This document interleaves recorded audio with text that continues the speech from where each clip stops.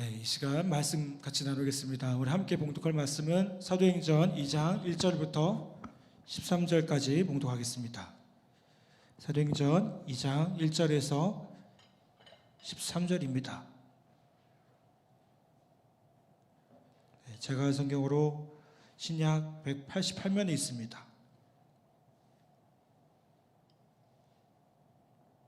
다 찾으셨으면 저랑 한 절씩 교독하도록 하겠습니다. 제가 홀수절, 여러분 짝수절 번갈아가면서 교독하도록 하겠습니다.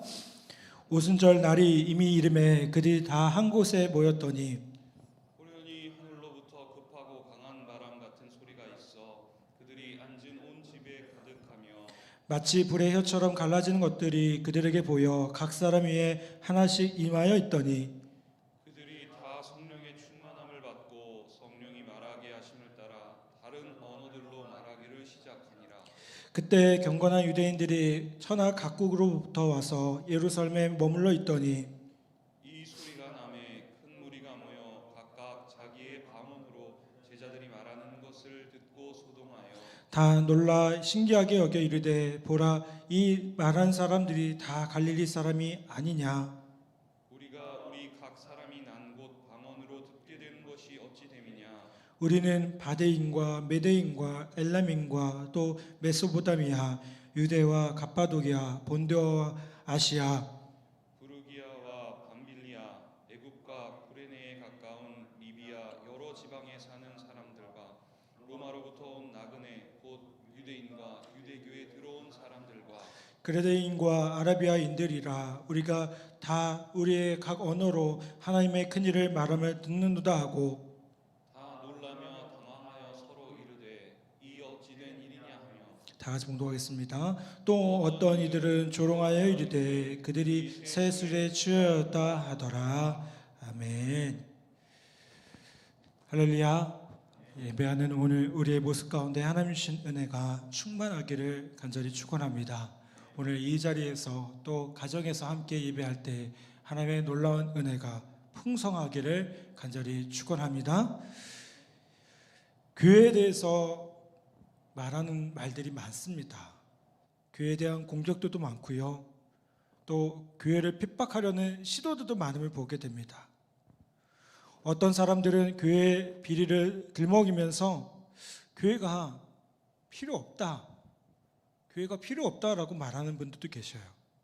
그래서 교회를 문을 닫고 차라리 그냥 다른 모습으로 예배하는 것이 낫지 않은가라는 분들도 있습니다. 코로나19로 교회가 사실 욕을 많이 먹었던 것이 사실입니다. 일부 교회가 그 사명들을 잘 감당하지 못하고 또 어떤 면에서 아쉬운 면을 보인 것도 사실입니다. 그런데 여러분, 교회는 어떤 곳입니까? 희망을 주는 곳입니다. 그런데 교회를 찾아온 사람들에게 더 이상 희망을 주지 못하는 그런 모습을 보게 돼요. 교회는 원래 살리는 능력이 있는 곳인데 살리는 능력은 없이 세상이 썩었다, 소생 가능성이 없다, 끝장났다 하면서 누구나 할 수 있는 그런 뻔한 소리를 많이 합니다. 이런 이야기를 들어보셨을 겁니다. 어떤 환자가 병원에서 투병을 하고 있었습니다. 그는 의사를 믿고요, 열심히 병과 싸우고 있었습니다. 어느 날 의사가 이렇게 말을 합니다. 이제 당신은 이틀밖에 못 삽니다. 남은 시간이 얼마 없습니다. 꼭 만나고 싶은 사람이 있으면 말씀하십시오. 제가 연락해 드리겠습니다. 그랬더니 이 환자가 이렇게 대답을 했다고 합니다. 선생님, 다른 의사 선생님은 없습니까? 이렇게 말을 했대요. 이 이야기가 현재 우리의 교회 모습 가운데 맞는 이야기라고 생각될 수도 있습니다. 사람들이 교회에 희망을 보고 나왔습니다. 여기에 살 수 있는 길이 있을 거라는 생각으로 교회에 왔습니다. 그런데 교회에 와보니까 교회가 말하는 것이 무엇인가요? 인간은 죽었고 소망이 없고 절망뿐이라는 거예요. 그렇죠? 그러니 교회가 살려줘야 하는 거 아닙니까? 이럴 때 사람들은 다른 교회 없습니까? 이렇게 말하는 심정일 겁니다. 살아있는 교회, 세상을 살리고 세상 가운데 선한 영향력을 끼치는 그 교회가 필요하다는 겁니다. 우리가 함께 봉독한 이 사도행전 2장의 말씀은 교회의 시작을 보여줍니다. 이 말씀을 통해서 교회의 본질이 무엇인지를 알 수가 있어요. 먼저는 교회는요, 하나님이 계신 곳임을 보게 됩니다. 제가 너무 당연한 얘기를 하고 있다라고 생각이 됐지만, 교회에는 하나님이 중심이 되고 하나님의 역사가 나타나는 것이 교회입니다.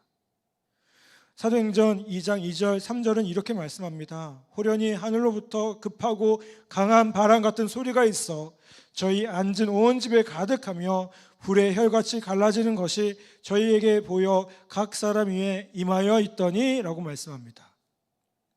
자, 이 말씀은 우리에게 무엇을 보여주고 있습니까? 하나님이 일하시는 것들을 보게 돼요. 하나님께서 역사하시는 것을 보여줍니다. 하나님께서 성령으로 역사하시니까 교회가 태어났습니다. 그래서 교회의 시작은 사람이 아닙니다. 교회는 그저 단순한 모임이 아닙니다. 하나님께서 시작하신 것이고 하나님께서 역사하신 것이 교회의 시작이라는 겁니다. 초대교회 당시 예수님의 제자들은 대부분 어떤 사람들이었습니까? 성경을 보면요, 제자들은 학문 없는 범인으로 알았다라고 말씀해요. 자, 다른 말로 쉽게 말하면 어떤 사람들이었을까요? 그 당시 초대교회를 이루고 있던 주류의 사람들은 누구예요? 무식하기 짝이 없는 천한 사람들이었다는 거예요. 잘난 게 하나도 없는 사람들이었다는 거예요. 그런데 이 말씀에 은혜가 있음을 보게 돼요. 여러분, 예수님의 제자들과 성도들의 특징은 뭡니까? 배운 것이 없었어요. 영향력도 없고요, 권세도 없었고요, 뭐니 해도 머니도 없었어요. 돈도 없었어요. 한때 우리나라처럼 대통령이 교회 장로님도 아니었어요. 여러분, 그런데 이들이요, 교회의 시작이었어요. 이 말은 뭘 의미합니까? 하나님이 세우셨다는 거예요. 하나님께서 세우셨으니까 그 무식한 사람들을 들어서 하나님께서 일하셨다는 거예요. 이런 이유로 사도행전을 뭐라고 하냐면요, 성령행전이라고 얘기해요. 여러분, 사도행전의 주역은 그 사도들, 여기 성경에 나오는 사도들이 주역이 아니에요. 주인공이 아니에요. 우리 영화나 드라마를 보면 주연이 있고 조연이 있잖아요. 여러분, 성경에서 나오는 이 사도행전의 주연은 누구예요? 성령님이셨어요. 사도들은 아니었어요. 사도들은 그냥 조연이 역할을 하는 거예요. 여러분, 교회는 하나님의 행동이 있는 곳입니다. 하나님의 역사, 하나님의 행동이 없다면 교회가 아닌 거예요. 제가 그 군대 와서 영천에 있는 삼사관학교에서 훈련을 받으면서요, 들었던 말 가운데 참 적응 안 되는 말이 하나가 있더라고요. 그게 뭐냐면 종교 행사라는 말이에요. 이게 아마 이제 다른 종교까지 다 이렇게 표현해서 이렇게 중립적으로 얘기한 표현이겠죠. 근데 여러분, 예배가 종교 행사입니까? 우리가 단순히 그렇게만 생각한다면, 교회가 그 종교 행사를 치르는 곳이라고 생각한다면 뭔가 잘못 생각하고 있는 건 아닌가 생각해 볼 필요가 있어요. 여러분, 예배는요, 살아계신 하나님과의 만남이 이루어지는 시간이에요. 오늘 우리가 함께 찬양하면서 주님 내 안에 계신다고, 주님 내 안에 계신다고 고백했어요. 여러분, 그게 어떻게 가능합니까? 주님이 이 시간 이 자리 가운데 임재하고 계시기 때문에, 주님이 이 시간 이 자리 가운데 역사하고 계시기 때문에 그것이 가능한 거예요. 이것이 단순히 행사가 아니고요, 이것이 어떤 특정 종교의 모임이 아니에요. 주님이 역사하시는 역사의 장이라는 겁니다. 그러면 성령님이 임하시면 어떻게 됩니까? 먼저 우리 안에 있는 죄악들이 드러나기 시작합니다. 우리는 찬양하고 기도하는 가운데요, 우리의 자신의 모습들을 비춰보게 됩니다. 바라보게 됩니다. 여러분, 그때 어떤가요? 아파요. 이게 죄악들이 다 드러나면요, 너무나도 아파요. 여러분, 이건요, 우리 모든 죄악들은요, 예수 그리스도의 십자가의 보혈이 아니면 용서함 받을 수 있는 것이 아니에요. 해결함 받을 수 있는 것이 아니라는 거예요. 우리는 십자가 붙들고 우리 죄를 자복하는 순간 하나님의 용서를 경험하게 되죠. 그리고 그 뒤에 밀려오는 것들이 뭐예요? 말할 수 없는 평안함이 밀려와요. 하나님이 용서하셨다는 그 믿음 때문에. 여러분, 그 과정이 어디서 일어나요? 우리 교회 안에서 일어나고 있어요. 여러분, 우리 가운데 많은 사람들이 영과 육의 질병 가운데 고통받고 있죠. 그런데 예수님을 통해 하나님 앞에 나아가면 하나님께서 어떻게 하시나요? 그 아픔을 이해하고 계심을 알게 돼요. 하나님은 우리에게 우리 자신의 아픔을 정말 정확하게 보여주셔요. 그 상한 마음들, 상한 심령들을 주님이 보여주신다는 거예요. 근데 거기서 끝나지 않아요. 그분의 손으로 만져주셔요. 마음이 상한 자를 고치시는 하나님 되심을 우리가 고백할 수 있다는 거예요. 그때부터 우리의 연약함들이, 그 상처들이 회복되어지기 시작합니다. 또 어떤 사람은요, 속사람이 완전히 무너져서 완전한 절망 가운데 빠져 있습니다. 그런데 그가 살아계신 하나님을 만나면 생명의 빛이 그의 영혼을 비추기 시작해요. 그러면 절망의 자리에서 일어나기 시작합니다. 그렇게 포기하기 원했고 그토록 절망 가운데 있던 사람들이 다시 꿈꾸기 시작해요. 다시 시도하기 시작하고요, 뭔가 새로운 역사들이 일어나기를 시작한다는 거예요. 제가 만났던 수많은 병사들, 참경들, 정말 그토록 죽으려고 했고 자살하려고 했던 그 수많은 사람들을 저도 만났어요. 그런데 제가 한 곳이란 건 그들을 위로하고요, 목사로서 기도해 주고요, 예수님을 붙잡으면 회복될 수 있다고 그렇게 얘기했어요. 근데 놀랍게도요, 하나님께서 그 형제들을 만나 주시더라고요. 제가 초임 때 지금도 기억나는 게 있어요. 제가 경험했던 그 담당했던 연대의 예하 대대가 있었는데, 그 대대가 저희 연대교회를 같이 나왔어요. 근데 그때 그 대대에서 가장 힘들어했던 병사였어요. 이 병사가 처음에 교회를 뜨문뜨문 나오기 시작했어요. 그리고 열심히 어느 순간 보니까 예배 드리고 있더라고요. 너무 고마웠어요. 감사했어요. 근데 제가 이제 연대 그 기간들이 다 끝나서 이제 보직이 만료가 돼서 다른 곳으로 딱 이동하려고 하는데 그 형제가 저를 찾아오는 거예요. 그래서 책 한 권을 주더라고요. 제가 주기는 많이 줬는데 책을 받아본 건 많지 않아요. 근데 그 형제가 저한테 책을 주더라고요. 그래서 무슨 책이니? 그때 목사님께 편지를 썼대요. 이 책에다가. 근데 뭐라고 썼냐면요, 자기 이야기를 다 써놓은 거예요. 목사님, 사실은 저는 이런 사람이었습니다. 이렇게 포기하고 살았습니다. 그런데 예배 자리에서 자기 모습들이 회복되기 시작했습니다. 그것이 너무나도 감사했습니다. 목사님 사역 가운데 하나님께서 함께 하시기를 축복합니다. 이런 내용의 글들이었어요. 제가 그 책은 저거 보물처럼 여기고 있어요. 너무나도 감사해서.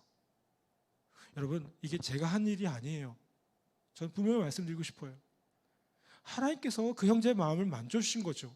예배 시간에 함께 찬양하는 그 시간, 말씀을 통하여서 하나님께서 만져주시기 시작한 거예요. 그리고 그 형제는 제가 그 이후에 듣기로는 건강하게 전역해서 건강하게 또 삶을 살아가고 있다고 들었어요. 여러분, 교회는요, 바로 이런 곳이라는 거예요. 생명의 역사가 일어나는 곳입니다. 하나님을 만나는 곳입니다. 여러분, 오늘 그 하나님과의 만남이 우리 안에 가득하기를 간절히 바랍니다. 우리가 여기서 좋은 사람을 만나도 참 복된 일인데요, 하나님을 만난다고 생각해 보십시오. 어떻습니까? 그것만큼 좋은 일 아니겠습니까? 그것만큼 좋은 일 없지 않겠습니까? 여러분, 정말 주님을 만나는 그 진한 만남의 은혜가 우리 삶의 자리 가운데 충만하기를 간절히 축복합니다. 또한 성령님께서 우리 안에 역사하시면 우리 안에 생기는 감정들이 있음을 보게 됩니다. 성령님께서 우리의 마음을 만져주시면요, 첫 번째로 드리는 마음은 뭐냐면 우리가 부족하다는 것들을 깨닫게 하셔요. 여러분, 이건 누구나 마찬가지입니다. 이사야서 6장에 보면 이사야가 하나님의 영광 앞에 섰을 때 뭐라고 고백합니까? 나 잘났습니다, 나 대단한 사람입니다, 이렇게 얘기하지 않았어요. 뭐라고 고백했어요? 저는 죄인입니다, 저는 입술이 더러운 종입니다. 모세도 뭐라고 합니까? 하나님의 영광 앞에 그 떨기나무 불꽃으로 임하신 그 주님 앞에 섰을 때 그가 고백한 것이 뭡니까? 나는 입술이 우둔한 자입니다, 나는 못합니다. 자신에 대한 부족함을 고백했다는 겁니다. 여러분, 우리 역시 마찬가지 아닙니까? 우리가 하나님 앞에 섰을 때 어떤가요? 정말 놀라운 임재, 그 은혜 가운데 너무 감사하지만 우리 안에 어떤 모습이 있어요? 너무 부끄러운 모습들이 있어요. 우리가 아까 찬양했잖아요. 언제나 내 모습 너무나 부끄러워. 우리의 모습들이 부끄럽습니다. 그런데 하나님은 그런 부끄러운 모습을 어떻게 하셨어요? 왜 그런 부끄러운 모습 가지고 왔어? 라고 하지 않으셨어요. 뭐라고 하십니까? 잘 왔어. 탕자의 아버지가 탕자를 안아주는 것처럼 잘 왔어.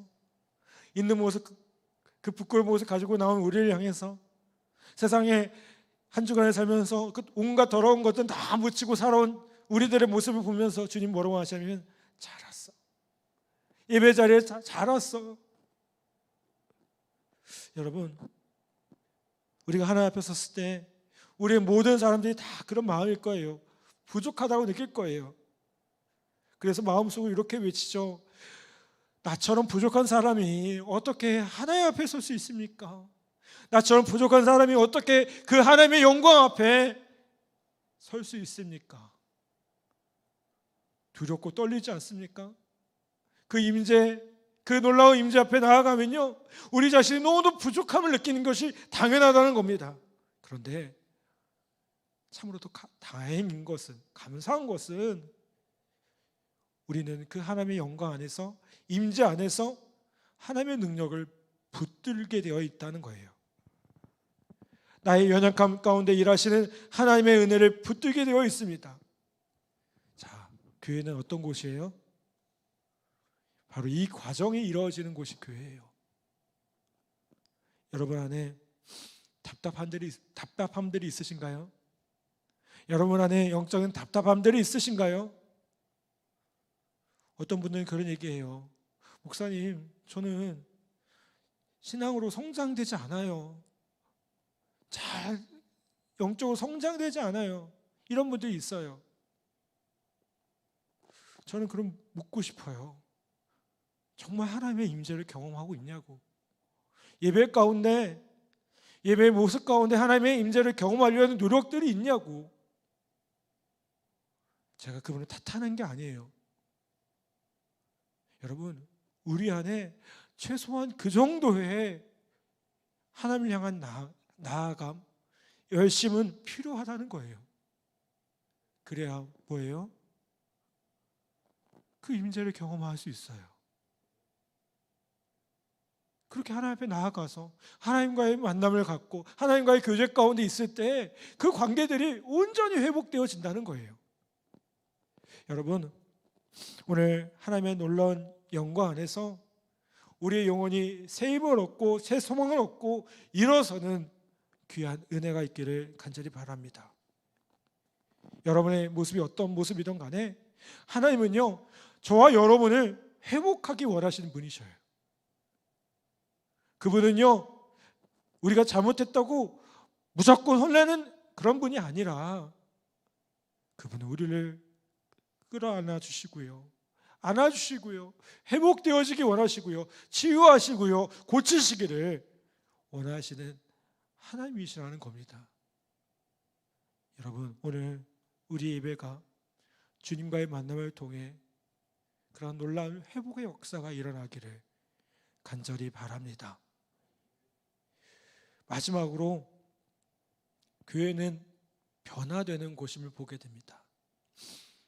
여러분, 하나님이 계신다라는 말과 변화라는 말은요, 어떤 의미에서는 의미가 같아요.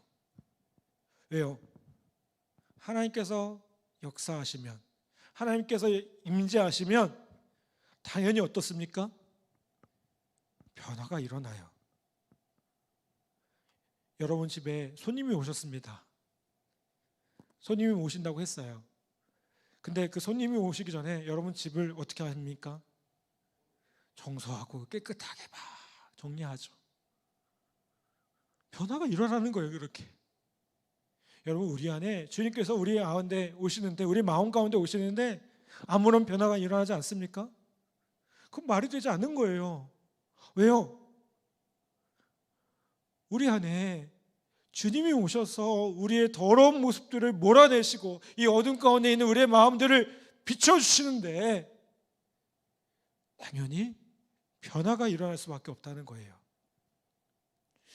여러분, 예수님은 그 예수님의 제자들을 변화시켜 주셨어요. 성령으로 변화시켜 주셨어요.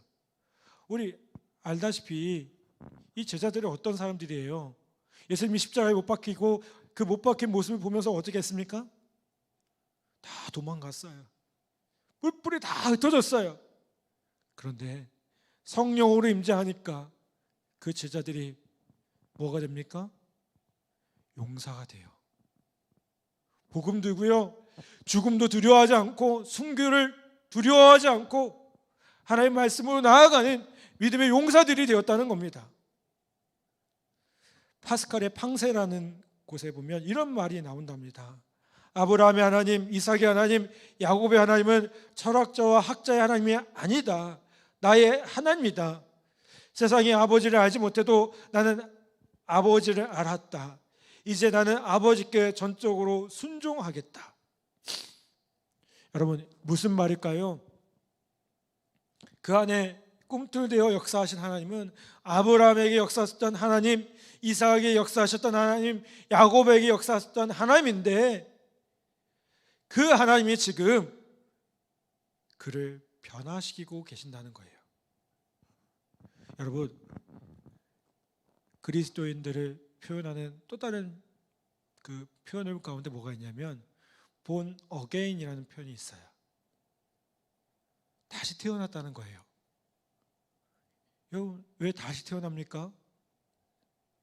여러분, 주님 만났기 때문에요. 주님을 만나기 전과 이후가 너무나도 다르다는 거예요. 제가 이렇게 말하면 목사님, 저는 모태신앙이었는데요, 이런 분들이 참 많아요. 예, 모태신앙도 다시 태어나야 돼요. 저는 그렇게 생각해요.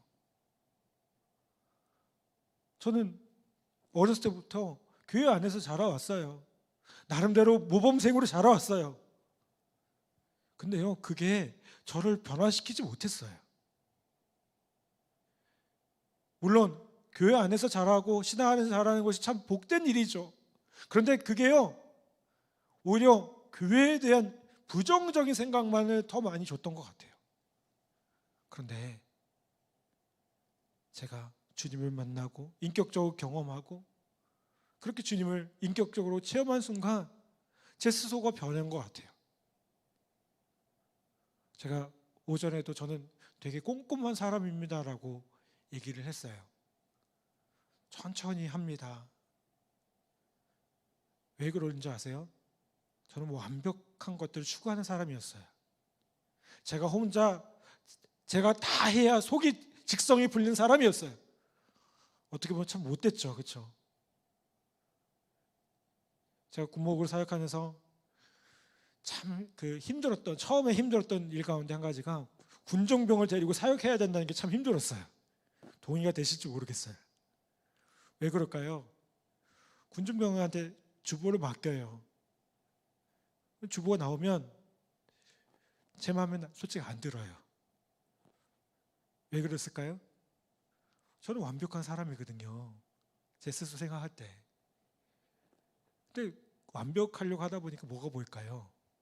이게 자꾸 뭔가 잘못된 것들이 보이기 시작하는 거예요. 그 오타나, 요즘에 여기 국방대 교회 오니까 그런 면에서 보면 저는 참 행복해요. 다른 의미로 주보를 제가 만들고 있거든요. 다른 사람 신경 안 쓰고 얼마나 이게 주보 만드는 게 신나는구나, 진작 이렇게 할 거라는 생각을 참 많이 해요. 군정병 시키지 말고. 근데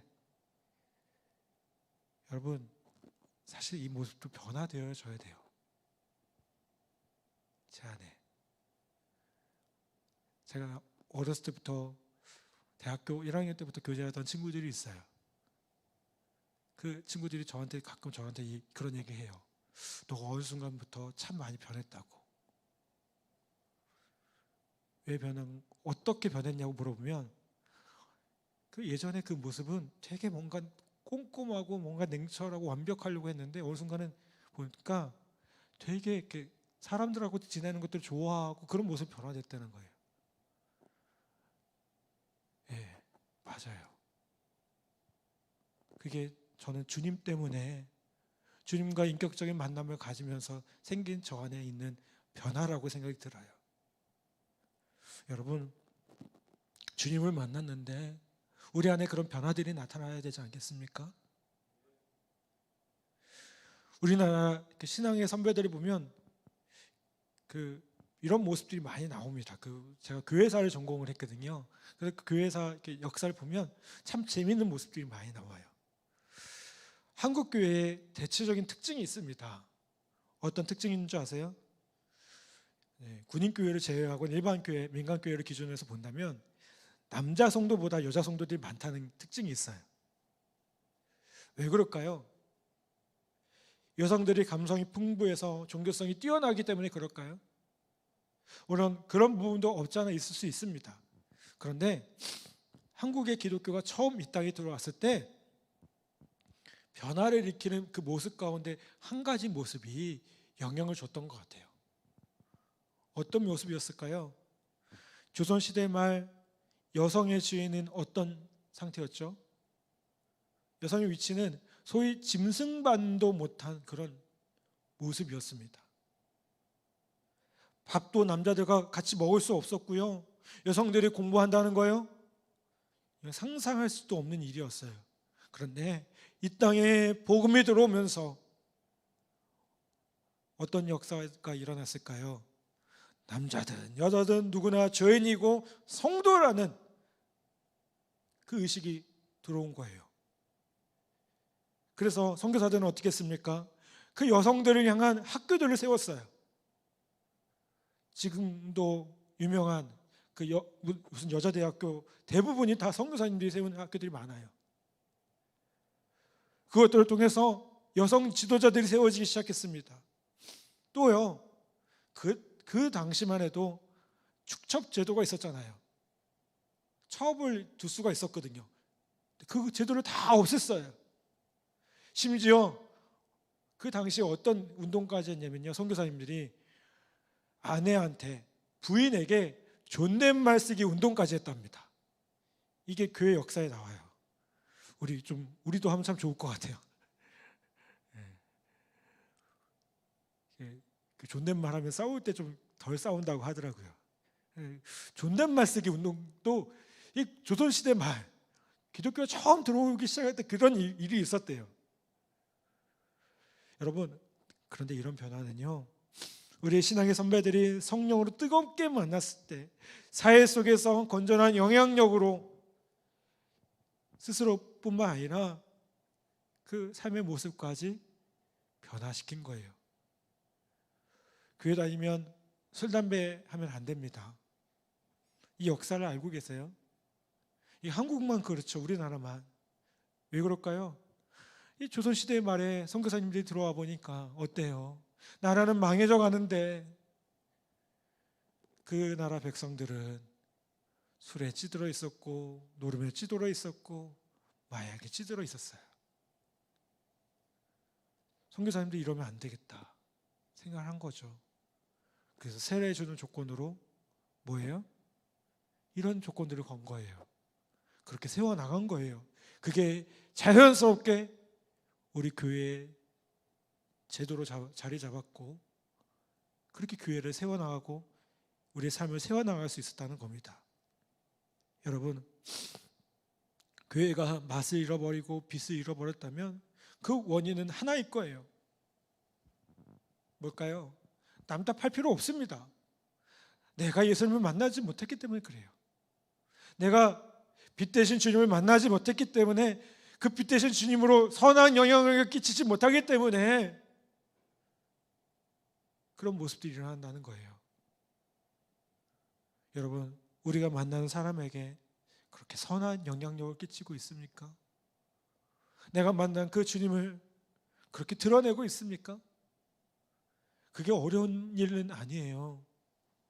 아침에 거울을 한번 보세요. 아침에 일어나면 어떻죠? 힘들죠, 물론. 피곤하시죠. 근데 거울 한번 보면서 한번 웃는 거예요. 왜요? 여러분, 요즘 얼마나 사람들이 얼굴을 꾸기고 살아갑니까? 코로나19로 얼마나 힘들게 살아갑니까? 근데 내가 그 얼굴 좀 피고 다녀요. 거기서부터 변화가 시작되지 않겠습니까? 물어보겠죠. 무슨 좋은 일 있어요? 예. 뭐가 좋은 일 있어요? 그때 얼마나 얘기가 좋아요? 난 예수님 때문에 좋아요. 내가 교회 다니는데 너무너무 좋아요. 자연스럽게 전도가 되지 않겠습니까? 여러분, 그렇게 우리의 모습 작은 것 하나부터 주님을 만난 변화들이 나타나기를 간절히 소망합니다. 여러분, 오늘 이 초대교회의 모습을 통해서 우리에게도 하나님을 만나고 하나님께서 일으켜주시고 또 우리의 삶의 자리에 하나님의 놀라운 역사가 나타나는 놀라운 은혜가 있기를 간절히 바랍니다. 여러분, 그게 큰일이 아닙니다. 우리 안에 있는 그 주님을 고백하고 믿음으로 고백하는 일부터 시작되고요. 또 그 고백한 대로 살아가는 그 모습부터 시작될 줄 믿습니다. 그렇게 살아간다면 우리의 삶의 자리에 정말 우리가 상상하지 못하는 그 주님의 놀라운 역사들이 가득히 나타나기를 주님의 이름으로 간절히 소망하고 축복합니다. 그 놀라운 믿음의 주인공들 다 되시기를 주님의 이름으로 간절히 축원합니다. 이 시간 우리 같이 찬양하고